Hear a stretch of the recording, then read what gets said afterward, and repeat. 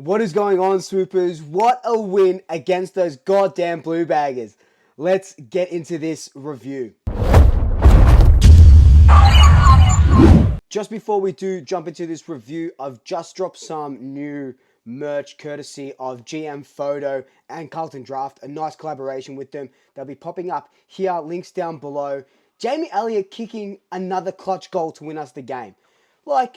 Incredible, absolutely incredible. But enough of that, let's get into this game now.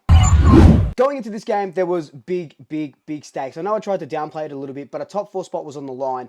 And if we had lost, we'd be versing Richmond in the first elimination final. And Richmond just announced that Tom Lynch is good to go and Dustin Martin is good to go. So you don't want to come up against Richmond in that first elim. So thankfully, we've got that double chance now. And it was an even bigger game for Carlton because this is probably their biggest game in 30 or so years. They had a chance to play finals. They were 8-2 before the bye. They talked a really big game. They had that nice little dynasty from rounds 1 to 3, which was, unfortunately, they don't get a premiership cup for that. But they were celebrating it like they did. And now they choke. It's a huge choke, right? They're out of finals now. We kicked them out of finals. And look, it would have been nice if we had won by 30, 40 points, 20, 30, 40 points, even 10 points, because you can kind of sit back and go, okay, cool, no heart attacks, right? But just like Collingwood's season, this game was full of heart attack moments, great football, insipid, crap football, but we wouldn't have it any other way.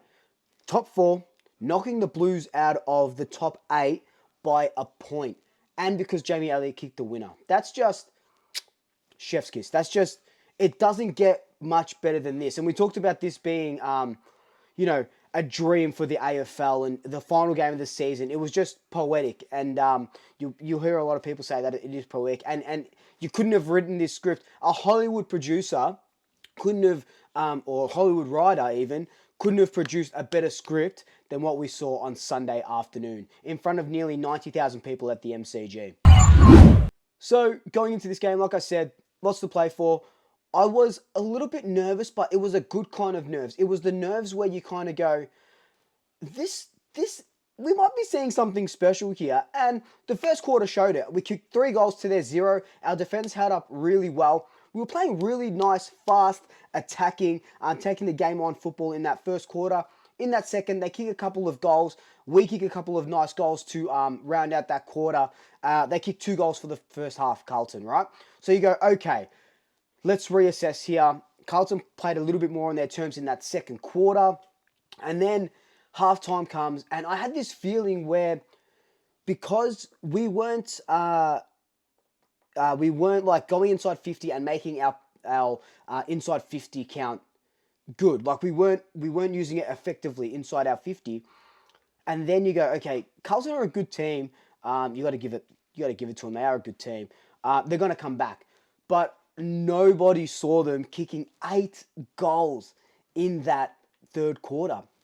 They kicked, over 50 points or something. We did get a couple of goals back, which we needed, or 1 goal back. But 8 goals in that third quarter. And then I was sitting down. I'll see next to Mum, and you'll see it in the video that comes out a little bit later.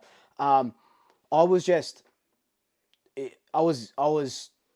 horrible. I was in the worst mood possible, and I thought, come on, we win 11 in a row, only for us to not make the top 4. We had such a good season. And look, I was happy that we'd be playing finals, but the chance to knock Carlton out, and we're just not taking it. And I was spewing. I was spewing hard. And then we kicked that first goal. I think it was Ash Johnson that kicked that first goal. And I celebrated, but I was kind of like, is this a little too late? And it just all snowballed from there, right? It just all snowballed from there. Mason Cox gets one, Jamie Elliott gets one, and then, obviously Jamie Elliott gets that last one as well. But that last quarter, we were seeing the Pies back to that first quarter, back to that belief. And, I talk about belief a lot.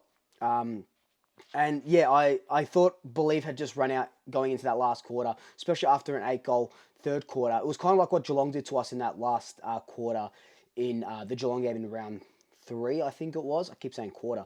But these guys just I talked about a couple of videos ago. I think it was the Melbourne game. We are so accustomed now, so conditioned to see out these close games, win these close games, and you kind of have to do what Sydney did to us, where you got to put 30, 40 points against us in the third quarter leading into the fourth, to kind of like diminish and any hope or extinguish any hope of a comeback. And Carlton didn't do that, and we just gave it to their life in that quarter. So many things went wrong. So many things went right. The fall of the ball. We won't talk about the umpiring stuff because that's not what I complain about it on Twitter, but that's not what these videos are trying to be about. But a lot of things went wrong. A lot of things went right, and that it was poetic. Me and Pommy talked about the EPL. And how it was, that last day, Manchester City against QPR, or Manchester City against Aston Villa last season, where what were they? Were we 2-1 down, and then we go up 3-2 or something like that. Everything's just a blur. All these teams winning is just a blur. But it kind of had that vibe where we just got punched, and we punched back harder in that last quarter. And that last play, I think with 4 or 5 minutes to go, we were still down by 7 or 8 points or something like that. We were still down by a couple of kicks.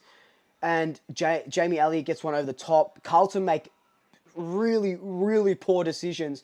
All they needed after Jamie Elliott scored that goal was a point, and we draw, and then they make the finals. And I think they versed us again in an elimination final if we had drawn. So they could have drawn the game. They could have won the game, but they chose badly. They chose bad decisions. And we go on and we seal the victory in probably on par, if not better than the Anzac Day game. The Anzac Day game.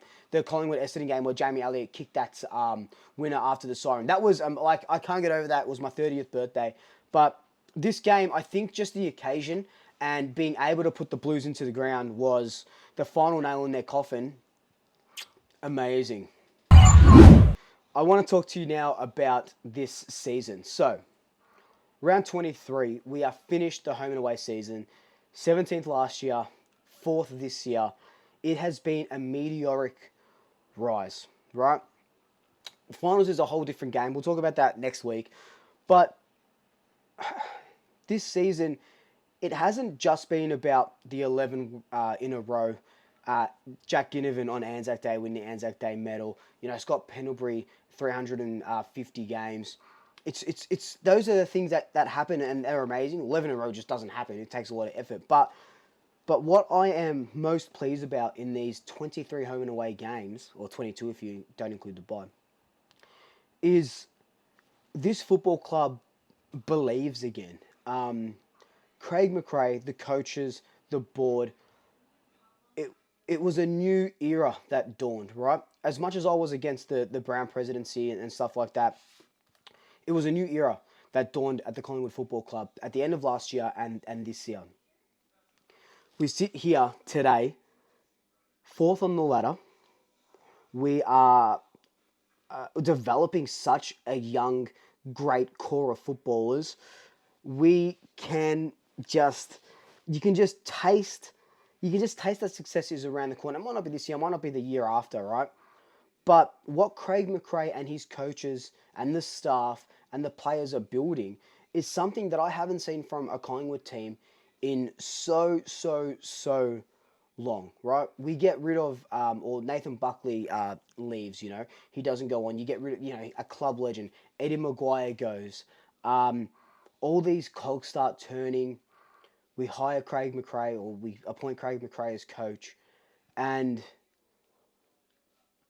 from the season that we had last year to where we are today, I am so goddamn proud of this football club. And, yes, we'll talk a little bit about the win a bit later, but just this season has been a roller coaster and the best roller coaster. We, lose to Geelong in dramatic fashion. We lose to West Coast, right? Everyone's like, how can you lose to West Coast? We go on at 11 in a row, get smashed by Sydney, and then put the nail in Carlton's season. Like, poetic is just this for every sense of the word, you can't script this. No one saw this coming at all. And what happens in finals doesn't matter. It happens in finals. We'll talk about it. We'll discuss that later. But this season so far has been incredible. It has been the most fun I've ever had as a Collingwood supporter. Even during those losses, I've met amazing people along the way this season. All you guys supporting me has been unreal, and I love you all. But this football club is just it's incredible. And like I said, it's the most fun I've had since probably 2010 we won the premiership. That was awesome. But 2011, if you cast your minds back, if you remember, that was fun. That was a fun season. That was like, when are we going to get to 100 points? How many teams are we going to beat this season? Can we beat this team by 100 points today? That was fun. That was sit back. That was good football. This year, and we can only get better from here, right? But this year, we have seen things that we haven't seen from a Collingwood team for over 10 years. Even in the 2018 grand final appearance, we weren't seeing this sort of football. And it's exciting, it's exhilarating, it's fun. So Craig, the coaches, the board, the players, thank you so much. And go on and just smash this finals series. Just before we go, let's touch on, again, we have to touch on this Collingwood-Carlton game, because that's what this review is about, the Collingwood-Carlton game. Great win, fantastic win, 1 point. I've copped it a lot. I run my mouth. I tend to run my mouth a little bit on Twitter, and that's just footy banter. That's what it is. I copped it a lot this season, especially from Carlton supporters. And I want you to know that I gave them a lot too. I gave them a lot after this game, after that final siren. Oof, and I'm still giving it to them. Look, they'll tell you, be humble, like they wouldn't be rubbing our faces in it that if they won, that we didn't get top 4. Like they would have sat back and gone, oh, we made finals. Oh, sorry you didn't make top 4. No, mate. Don't be humble. They say that Collingwood supporters are feral, right? Show them that we're feral in a nice way, right? Footy banter only, not a personal way, just footy banter. They missed out on finals because of us. We did that to them. We did that to them by 0.6% because we beat them by 1 point. It could not get any freaking sweeter, right? And yes, look, I'll say, Blue, Terry, Pommy, I feel for you. I really, really do. And, I love you guys both, and it's all footy bands and stuff.